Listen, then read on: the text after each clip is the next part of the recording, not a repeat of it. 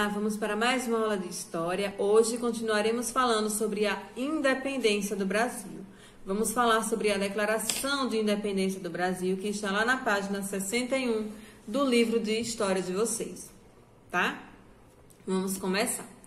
Após decidir ficar aqui, que foi lá o dia do fico, Dom Pedro adotou algumas medidas que aumentavam a liberdade do Brasil em relação a Portugal.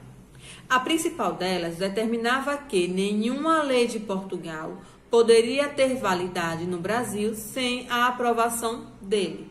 Tinha que ter a aprovação de Dom Pedro. Os portugueses que moravam no Brasil ficaram descontentes com as medidas tomadas por Dom Pedro. Em várias províncias houve lutas entre aqueles que apoiavam o governo português e aqueles que desejavam a independência, porque ainda existiam pessoas no Brasil que não queriam a independência do Brasil. Em meio a esses conflitos, Dom Pedro recebeu correspondências de Lisboa que exigiam seu retorno imediato a Portugal. Portugal já estava com medo das decisões que Dom Pedro estava tomando aqui no Brasil. Então, diante disso, o príncipe regente optou pela separação e proclamou a independência do Brasil no dia 7 de setembro de 1822, às margens do riacho do Ipiranga, em São Paulo. Assim, o Brasil declarava sua independência em relação ao domínio português.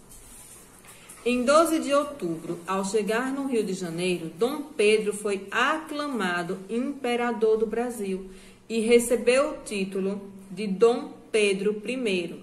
O que é ser aclamado, As pessoas demonstraram aprovação ao governo de Dom Pedro, ou seja, foi uma saudação pública. Todos queriam que Dom Pedro governasse o Brasil, já que ele declarou a independência do Brasil em relação a Portugal. Então, de acordo com esse texto e com a nossa explicação, vocês irão responder aí as páginas 62 e 63 do livro de História de vocês. Boa atividade!